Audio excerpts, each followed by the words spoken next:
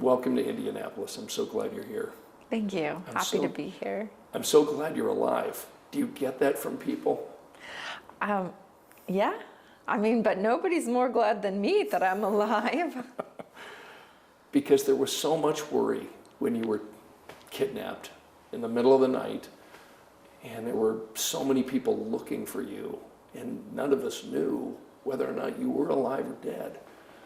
And yet here you are, not far from your house. How far away were you where you were being kept for much of that time? I mean, initially I was about 3.5 miles away from my home, but then as summer turned into fall, my captors did take me to Southern California for the winter because, I mean, we wouldn't have survived a winter up in Salt Lake. Right. That night, being kidnapped from your bedroom, what was that like for you as a 14-year-old girl being kidnapped? Well, nothing had ever prepared me for anything like that. That was, in my life, that was never a possibility of things that could have happened. I mean, I grew up in a nice neighborhood. I had a nice family. I mean, no one in my family would have ever hurt me. No one in my family would have ever kidnapped me. The thought never would have even crossed anyone's minds to do that. So as far as like potential threats of things that could have happened to me, that was not one of them. So the night that I was kidnapped, I mean, it was absolutely terrifying. It was horrific. There was also a huge element of shock because how could this be happening to me? Why was this happening to me? Why would anybody want to kidnap me? Like, I hadn't hurt anyone. I hadn't done anything to someone else that would make me this kind of target. So it was, yeah, it was shocking, and it was like having a nightmare, but not being able to wake up and realize that the nightmare actually was reality. For people who are not familiar with what happened to you, what can you tell me about being kidnapped and what happened to you during that 9 months? I mean, I was kidnapped out of my bed at knife point. I was taken up into the mountains behind my home. I was chained up. I was held captive. I was raped. I was abused. I had all, like felt like all my dignity taken away from me. I mean, I felt like I was just, I wasn't treated with basic human decency. And it was like that the whole time that I was held captive. My captors did take me to Southern California for the winter. I was able to convince them to return back to Utah. I convinced them it'd be a good idea to hitchhike back. They actually ended up agreeing to that. We hitchhiked back to Utah, and the first day we were back in Utah was the day I was rescued. What was it like being rescued that day in Sandy, Utah? I mean, it was a bit of a roller coaster. For 9 months, no one had been there to protect me. No one had been there to stop them from hurting me. Anything that they threatened me with, they'd followed through with. And it seemed like I mean, honestly, it got to a point where it seemed like they were invincible. They got away with everything they did. And so initially, as police were questioning my captors, I didn't just immediately admit who I was. I mean, I had a captor stand on either side of me that they were both so close, they were both physically touching me. I mean, I didn't know what the police were capable of, but I knew what my captors were capable of, and I didn't want to be hurt. I didn't want to face their consequences. Because again, they'd gotten away with everything already. Who was to say that the police would believe me? Who was to say that they would actually be able to protect me from them? And so initially, yes, I did not admit who I was, and it wasn't until I was separated from my captors that I was able to admit who I was. I remember I was then handcuffed and put in the back of the car, which then just made me think I said the wrong thing. I'm in trouble.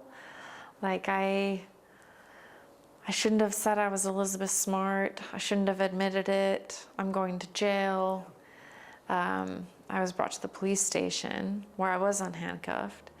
And I remember just wondering what was going to happen next. And I remember just kind of waiting for someone to tell me what was going to happen, or waiting for something.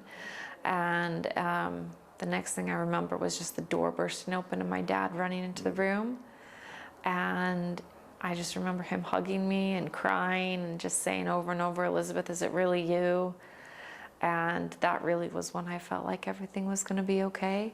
That's when I really felt like I was safe for the first time, because my dad was there. Yeah. And I didn't know what was going to happen next, but because he was there, I felt like it was going to be okay. So Brian and Wanda are both convicted, both sentenced. How do you feel about the sentences that they received? I mean,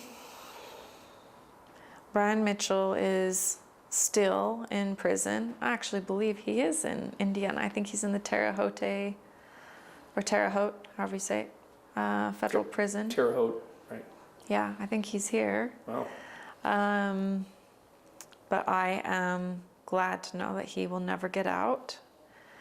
And I think he would be a threat, not just to me, but to honestly, any female. If he ever got out, he would be a threat. So I think he's in the right place. And Wanda Barzee, she was released a few years ago. And when she was released, I did feel disappointed, because here was a woman who should have protected me, who should have stopped him from ever even trying to kidnap me. Right. But she had not only stepped aside, but she had encouraged it. And then she had sat there and watched me being raped, and she had encouraged it. And then she would tell me things that she didn't think I was doing well enough, or that I wasn't behaving the way I was supposed to behave. I mean, she didn't protect me. Right. I feel like she's every bit as guilty as he is, and maybe even a little bit more, because this wasn't her first marriage to Brian Mitchell. This was her second marriage. She had a prior marriage. She had 6 kids from her first marriage. And you know what? Maybe she just never understood what being a mother was. Maybe she just gave birth, and there are 6 humans that have her biology in them. Maybe she doesn't know what it is to be a mother, but also part of me thinks, you had 6 children, and they're all older than me, and you stood aside and you watched that happen. You are every bit as guilty as he is.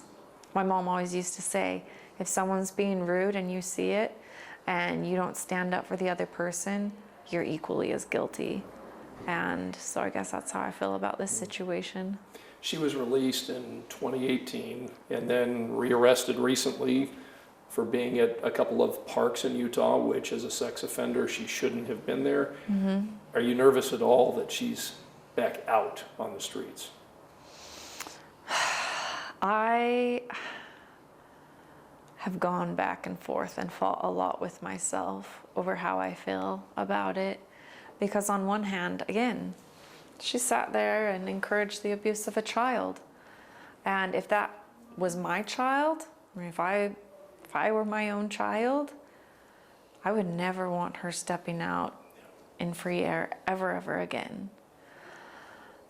And then there is this other side where, I was raised to, believe in God, believe in repentance, believe that, you can be forgiven for what you've done. And she's probably in her 80s now. And I don't know how much life she has left. So I'd say there's a lot of conflicting emotions there. But at the same time, there's just this other side of me that feels like regardless of what happens, I won't let her steal my happiness. And do I take steps to protect my family? Absolutely. But I am not going to let her steal away my happiness. Could you ever forgive Brian and Wanda for what they did to you? I feel like I have my own definition of forgiveness, which basically means loving yourself enough to let go of the past and not carry that weight around with you every day. And so I feel like I have loved myself enough that I don't just sit and think of my captivity and it doesn't haunt me, and I'm not scared to go to sleep at night. That being said, I never want to see them again. I never want to have any interaction or communication with them ever again. Do you have nightmares about what happened to you? No, Not at all. I never have. Wow. How important is counseling when you're a sexual assault survivor? How important is that?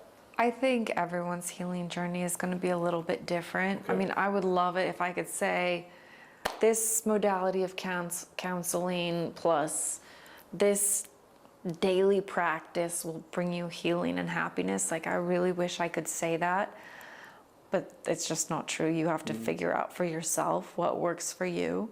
So do I believe in like formal talk counseling? Yeah, absolutely. I think it can do so much good. I also feel like it has the power to do no good at all if the person doesn't want to be there. Right. If they don't want to get better, then it's not going to make a difference. Yeah. But we also have so much more than just your traditional talk therapy. I mean, we've got art therapy, we've got music, equine therapy, there's EMDR. I mean, there's so many different modalities these days that I just want to tell people, if you try something, you feel like it's not working, don't give up. Try something else, because eventually you will find something that works for you. And also, you know, it's okay to be okay. If you don't feel like at this point in your life that it's going to help you, that it's going to bring what you're looking for, it's okay. You don't need to do it. I mean, you just need to figure out what works for you. How has all of this impacted you, Elizabeth? Well, it certainly brought me to places I never thought I would be. I mean, I never thought that I would have a nonprofit. I never thought that I'd have a documentary, or I've written books, or I'd do public speaking. I mean, I never thought people would just recognize me when I'm out grocery shopping. Like, it really, I would say, changed a lot in my life. And especially because, like, even to this day, like, I like being at home. You know, I like going to bed at like 9 o'clock at night and watching an episode of the British Baking Show and going to sleep. Like, that is a great night to me. Like, yeah, I am a homebody, so it definitely has changed a lot in my life. But I want to ask you about the documentary. You've seen it probably many times at this point. What'd you think of the Netflix documentary? I was so appreciative of the production crew and the care that they took in creating it and making it. I mean, they were so protective of me. They wanted to protect me as much as they could, and they didn't want to traumatize me at all. They were always like, are you okay? Do you need a break? Do you want to talk to someone? Is this too much? Do you feel comfortable talking about this? I mean, I just really appreciated how sensitive and caring they were about it. And then I appreciated how they really tried to show both sides of the story, because this is more than just my story, you know? It's my sister's story and my dad's story and my family's, every individual family member's story. And I feel like they really did their best to gather as much as they could. And again, you know, it's 90 minutes and we're talking about a 9-month period. So it is cramming and condensing a lot into just 90 minutes. I remember watching the first cut, and they had been so careful with what parts of my story, my side of the story that they shared, that I remember coming back to them and saying, I think it's really great, I think it's really well done, but it kind of looks like I went on vacation for 9 months. So I think it would be good if we added a little bit more of what happened on my side back into it, because I definitely was not on vacation. That's right. So I just really appreciated like the care they took in making it. Sure. You've got a new book out. I want to ask you about the book. Tell me about the book and why did you write this? So I wrote Detours because I get asked all the time, like, how are you okay? You seem pretty normal. Like, what kind of therapy did you do? Or what, like, how did you heal? Or how are you healing? I mean, I've been asked that question so many times. And again, I don't have like the perfect answer. I really wish I did. But so I took the concept of detours because, you know, there's the song, life is a highway, life is like a path in the woods. Like there's so many comparisons between life and journeys or roads through life. And I felt like the concept of detours just fits so perfectly, because when does everything always go exactly to plan? I feel like for me, at least, that's just about never. And there comes a point where something happens, and then you have to pivot and find a new way forward. And I feel like that's pretty true for everyone in life. I mean, you know, maybe it's not kidnapping. Hopefully it's not kidnapping. Although for many it is. But it can be like small things as well. I mean, you know, I talk very openly about my parents' divorce and how difficult that was for me. And the detours that's brought me into my life. But with this concept of detours, I tried to go through and try to find kind of those defining moments in my healing journey that I could really pinpoint and talk about, and then try to articulate them on paper. Yeah. And that's really what Detours is about. It's about trying to talk about healing and the points in the journey that you might find yourself at, or stumbling blocks you might find yourself facing, or like the trap of comparison, how devastating that can be. That doesn't do anyone any good. Right. And I just try to talk about my experiences and how I worked through them or overcame them, or how to pivot and go around them. And hopefully it makes a difference to someone. Hopefully it brings anyone struggling a little bit of hope that they can still find a detour in their life and find happiness again. Tell me about your foundation, the mission of your foundation, Elizabeth. So really, I feel like the mission of my foundation is about empowering survivors, letting them know that they're not alone, that there are people in this world that believe them, that will hear them, that will support them, and finally to bring hope to everyone, because I feel like we all experience dark times, and specifically to survivors of sexual violence and rape and exploitation, to know that there is still hope for a better future. Yeah. Where do you find your hope? Honestly, I think I find my hope kind of in the mundane things. Like just being with my family, knowing that, you know, my children look at me and they only see me as mom. They don't see me as a survivor. They don't see me as anyone else other than mom. And I think that's pretty amazing. I find hope in, like finding my husband, because I used to wonder who could ever love me after what happened. Right. And that just never even made a difference to him. I find hope when I go out and I speak to a room full of people and they're there because they are supporting the cause.